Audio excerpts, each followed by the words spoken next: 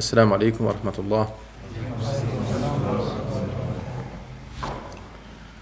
Როგორც ისეთ ძმებო, ეხლა არის რომელი თვე?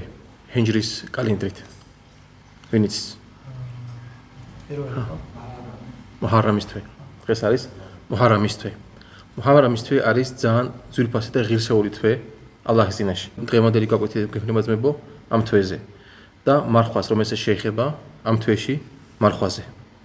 ალლაჰმა აზზა ვა ჯალმა როგორც თქვა ფაალუნ ლიმა იურიდ. ყურანში როგორც თქვა აკეთებს იმას, რასაც მაგას მოუნდება. ეს არის ალლაჰი აზზა ვა ჯალ. და როგორც დღე მოუნდება ალლაჰს აზზა ვა ჯალ, იმ დღეს აირჩევს ბარაკათისთვის, ღირსებისთვის, ფადლისთვის და ალლაჰმა აიშია როგორც რამადანი მარხვისთვის, როგორც ყურანი ჩამოვიდა რამადანში, ასევე სხვა თვეები აიჩია. ერთ-ერთი მაგათგან არის მუჰარრამის თვე. არის ძალიან ძვირფასი თვე ალლაჰის წინაშე, რომელშიც არის ძალიან დიდი მადლი. ამ თვეში ალლაჰმა აზზა ვა ჯალმა გამოაგზავნა აიათი, სადაც მაგან თქვა فَلَا تَظْلِمُوا فِيهِنَّ أَنفُسَكُمْ. თქვენ თავებს ამ თვეებში, როგორც მუჰარრამის თვე, ზულმს ნუ გაუკეთებთო. ჩვენ ხო ვიცით ძმებო, რომ ზულმის გაკეთება ჩვენთვის ყოველთვის არ შეიძლება.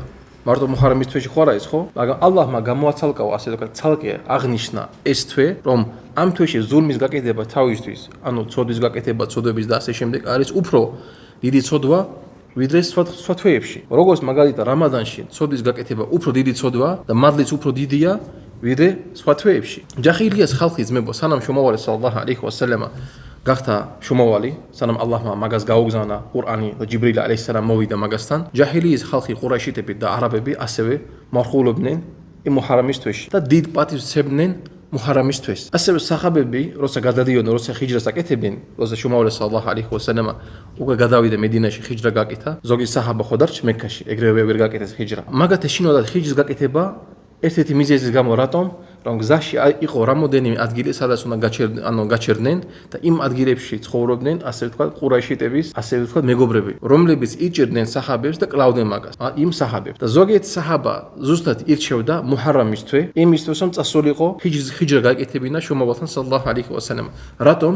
იმიტომ არაბებისთვის, ყურაიშიტებისთვის მაგ დროსაც მუჰარრამის თვეში ომი იყო ძალიან სასტიკი სოდო მაგათთვის. მიუხედავად იმისა, რომ მუშრიკები იყვნენ. არ ჯეროდათ ისლამის და ასე შემდეგ ალლაჰის და ასე შემდეგ მუშრიკები იყვნენ. მუჰამმად სალალლაჰუ ალეიჰი ვასალამ საჰი ჰადისში თქვა: "აჰაბუ სიამი ილალლაჰი ბა'და რამადან სიამუ შაჰრილლაჰი ალ-მუჰარრამ." ყველაზე საყვარელი მარხვა ალლაჰის წინაშე რამადნის მერე არის მარხვა მუჰარრამის თვეში. აი ეს თვე, ეს ჰადისი ვინ იცოდა ძმებო? ხელი აწიეთ. ვინ იცოდა ეს ჰადისი? 1 2 კაცი, 3 კაცი, 4. ნახეთ ძმებო, რამდენი ძმები არ იცოდნენ ეს ჰადისი. ეს არის ფადლულ ილმ, ეს არის ფადლი ამ მუჰარრამის. ჩვენ ხوار ძმებო ბარაკათიან თვეში, ბარაკათიან ადგილას და ინშალლა ბარაკათიან მაჯლისში. მაგრამ მარხვა აშურას დღეს ძმებო, ალლაჰმა გამოაცალკევა. ნახეთ ძმებო, ბარაკათიან თვე ხო არის მუჰარრამში. მაგაში შუმავალი სალალლაჰუ ალეიჰი ვასალამ ხშირად მარხულობდა. ამ თვეში საქმეები არის რა გამრავლებული. მაგრამ ასევე ამ თვეში ალლაჰმა გამოაცალკევა ერთი დღე მარხვისთვის, თუ ადამიანი იმარხულებს ამ დღეს, მაგას ექნება ძალიან დიდი მადლი. და როგორი მადლია? შუმავალი სალალლაჰუ ალეიჰი ვასალამ თქვა: "სუმუ იაუმა აშურა." იმარხულეთო აშურას დღეს. აშურა დღე არის ძმებო, ანუ მეათე დღე ამ თვის. მუჰარრამის დღის მეათე დღე არის. და მე შუმავალი სალალლაჰუ ალეიჰი ვასალამ თქვა: "აჰტასიბუ ალალლაჰი ან იუკაფირა as-sanata allati qablaha." და მე მაგ იმის იმედი რომ ალლაჰი აზზა ვა ჯალ აპატიებს ცოდვებს, რომელიც იყო წინა წელს. ანუ მაგის მადლი რა არის ძმებო, ამ ერთი დღის მარხვა რა არის? ალლაჰი აზზა ვა ჯალ აპატიებს ცოდვებს წინა წლის. რამხელა დიდი მადლია ძმებო. მაგრამ უნდა გვახსოვდეს ძმებო, რომ ეს ეხება რომელ ცოდვებს? პატარა ცოდვებს. მაგალითად, შუმამას სალალლაჰუ ალეიჰი ვასალამ როცა ლაპარაკობდა რამადანზე, ჯუმაზე, ჯუმიდან, ლოცვიდან ლოცვამდე, ჯუმიდან ჯუმამდე, რამადინიდან რამადამდე, ალლაჰი აზზა ვა ჯალ პატიებს ცოდვებსო, მაგრამ რა თქვა? მაჩთუნიბათ ალ-კაბაირ. თუ არ იყო მაგას შორის რა? დიდი ცოდვები. მაგალითად, აქედან შევხედავთ, რომ ეს მარხვა, ამ აშურას დღე აპატიებს ყველა ცოდვებს გარდა ირისა. დიდ ცოდვას კიდე რა უნდა ჩვენთვის ძმებო? თაობა უნდა. მაგრამ აქ მინდა გავამახვილო ყურადღებას რაზე. ხანდახან მოდის ჩვენთან შეიტანი გვეუბნება რომ არაუშავს, რა პატარა ცოდვები არაუშავს. ერთი დღე მარხვა შეიძლება შენთვის ძნელი იყოს, არის მარხულო ჯობია და ასე შემდეგ. სხვადასხვა ადამიანს მივა სხვადასხვა ვასვასებით რომ ოღონდ ადამიანი არის მარხულოს. ან ხანდახან ადამიანს გონია რომ პატარა ცოდვები არის ან დიდი არაფერი. მე ზიანს არ მომიტანს. თაობას გავაკეთე, რა საქმეს გავაკეთებ და ალლაჰი მაპატიებს. ეგრე ჩვენ არ ვიფიქროთ. საჰი ჰადისში ძმებო, აიშამ რადიალლაჰუ ანჰა გადმოსა რომ მაგან თქვა: ერთხელ ალლაჰის შუმავალი სალალლაჰუ ალეიჰი ვასალამ მე მითხრა. ვინ იძახის მაგას ძმებო? ვინ? აიშა რადიალლაჰუ ანჰა ვინ იყო? შუმავლის სალალაჰ მეუღლე. ერთხელ შუმავლის სალალაჰ ალიჰი ვასალამ მე მითხრა: "ეი აიშა, ერიდე მცირე ცოდვებს, რადგან ჭეშმარიტად ალლაჰი მათზეც მოგკითხავს. თუ ალლაჰი აზზა ვა ჯალ მოგკითხავს ვის? შუმავალი სალალაჰ ალიჰი ვასალამ ოჯახის წევრებს. რა ვთქვათ უკვე ჩვენზე? პეღამბარი სალალაჰ ალიჰი ვასალამმა ასე ვაიზ უკეთებდა თავის მეუღლის. და ეს არის ჩვენთვისაც მე მინიშნება რომ ჩვენც ასე უნდა ვაიზი მივიცეთ რა ჩვენს ოჯახებს. იბნ მასუდისგან გადმოცემული ჰადისი რომ შუმავალი სალალაჰ ალიჰი ვასალამმა თქვა: ერიდეთ მცირე ცოდვებს, ანუ პატარა ცოდვებს. ჭეშმარიტად მცირე ცოდვები გავს ადამიანებს, რომლების ხეობაში შეგროვდნენ. ერთმა შეშიშ ტოტი მოიტანა.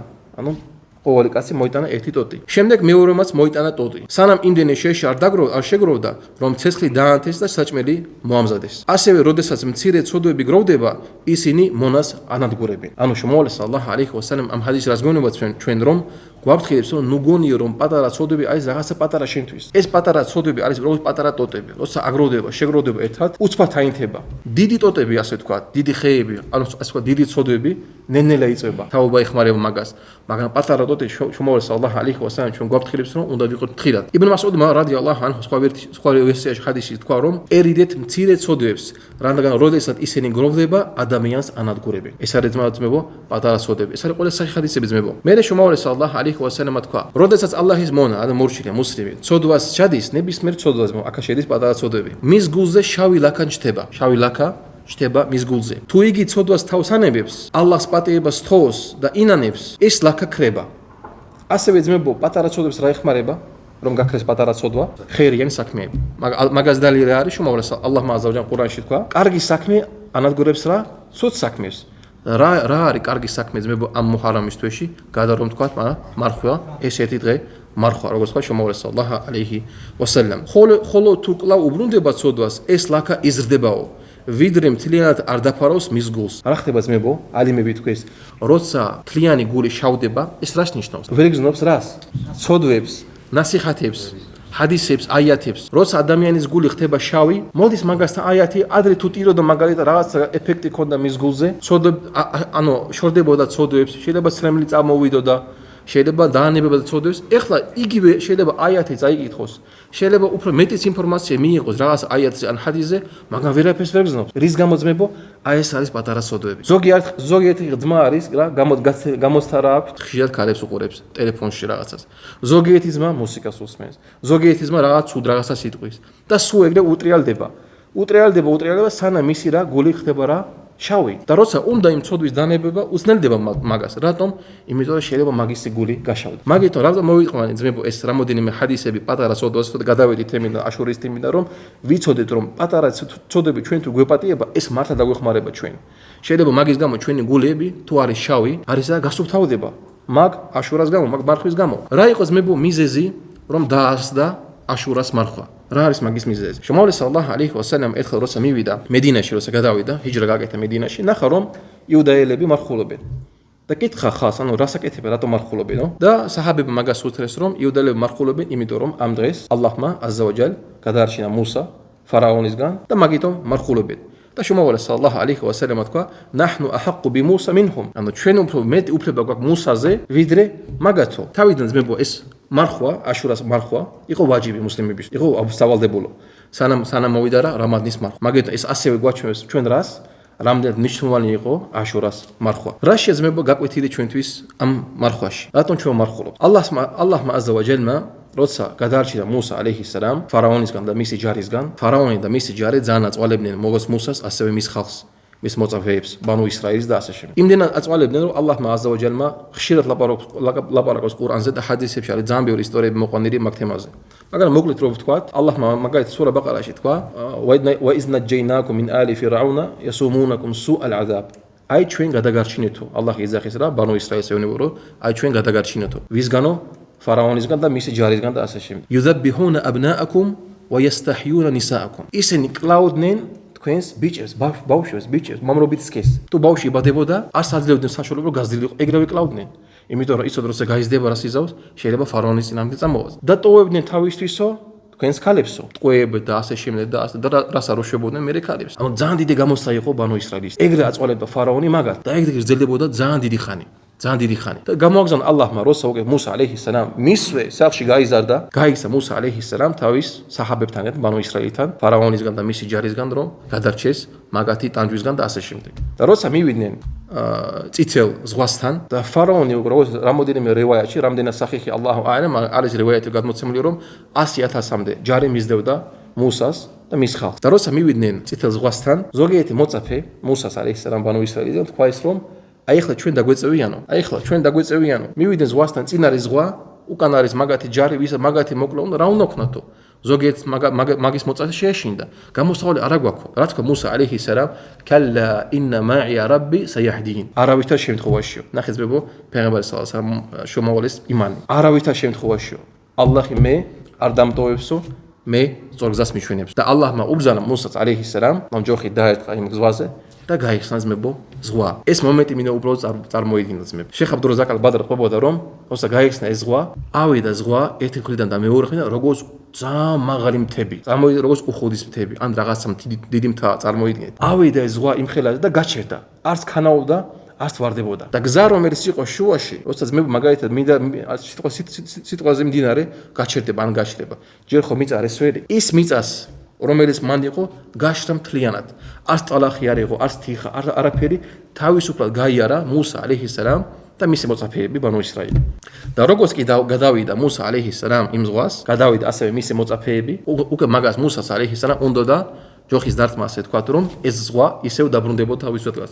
ამავე დროს ალლაჰმა უთხრა მუსას და ეს აიათი არის ყურანში, უთხრა მუსას, რომ მას აცადეო ზღვასო, შევიდეს თუ ყველაო, ფარაონის და მისი ჯარიც. ასევე შეიხ აბდურაზაკ ალ-ბადრ ყვებოდა, რომ თარიღში ისტორიაში არის მოსული ერთ-ერთი რევაიათი, რომ ფარაონმა თქვა, რომ ეს მე გავაკეთეო. რამხელა თაკაბური ქონდა ადამიანს, წარმოიდგინეთ, რომ მე ღმერთი ვარო და ეს მე გავაკეთეო. და როცა შევიდა ფარაონი თავის ჯართან ერთად 10,000 ჯარი და შეიძლება მეტის და შეიძლება ცოტაც შევიდა ალლაჰმა აზავაჯალ ეგრევე ასე ვთქვათ ჩამოშალა ეს უზარმაზარი ძალა, უზარმაზარი ასე ვთქვათ ზღვა მაგათ თავის და ყველა დახოცვა ეგრევე. და მაგის გამო მუსა ალეიჰის-სალამ მარხულობდა იმ დღეს. ეს არის ისტორია, რატომ ჩვენს ვმარხულობთ როგორც შუქრი ალლაჰის მიმართ. ჩვენ გვახსენდება ეს დრო და მაგის გამო ჩვენ რა გვეწერიება მადლი. ასევე ძმებო, ნახე ისლამი ჩვენ რას გავსწავლებს ძმებო, რომ ნებისმიერ ნეიმათისთვის, რომელიც ალლაჰი ჩვენ გვაძლევს ჩვენ ცხოვრებაში, რა უნდა გავაკეთოთ? უფრო მეტი იბადათი, უფრო მეტი შუქრი. მაგალითად ბავშვი დაგებადა, ჩვენ გვაქვს წესი, ხო? უნდა დაუკრათ სიტყვაზე. რაღაცა კარგი მოგივიდა, შეგიძლიათ დაკლა რაღაცა, შეგიძლიათ იმარხულო, შეგიძლიათ ძმები დაპატიჟო, ანუ პური გაუმასპინძლო და ასე შემდეგ. ყველაფერი შედის ჩვენთან იბადათში. და მაგას ჩვენ ისლამი გვასწავლებს. რა შეეხება მარხვა ძმებო, როდის უნდა ვიმარხულოთ? ჯუმალე სალალლაჰუ ალეიჰი ვასალამ როგორც ჩვენ თქვით, როცა მივიდა მედინაში, ჯერ მარხულობდა მხოლოდ აშურას მე-10 დღეს. არ მარხულობდა არც მაქამდე, არც მაგის მერე. მაგრამ როცა გაიგო, რომ იუდაელების მარხულებენ ამ დღეს, ჯუმალე სალალლაჰუ ალეიჰი ვასალამ თქვა, ლა ინ იშტუ, მე თუ კიდევ ვიცხოვრებ, ანუ შემდეგ წელს თუ მივაღწევო, ილა ყაბილ ლა ასუმანნა ათ-თასია. ასე ვიმარხულებო მე-9 დღესო. ანუ მე-10 დღესთან ერთად აშურას დღესთან ასევე ვიმარხულებო მე-9 დღესო. რის გამო რომ არ დაემსგავსოს იაჰუდებს. იმიტომ ჩვენ გვაქვს ისლამში წესი გვაქვს. მან თაშაბაჰა ბიყაუმინ ფაჰუა minhum. ვინც დაემსგავსა რაღაც ხალხს, ის არის მაგათგან.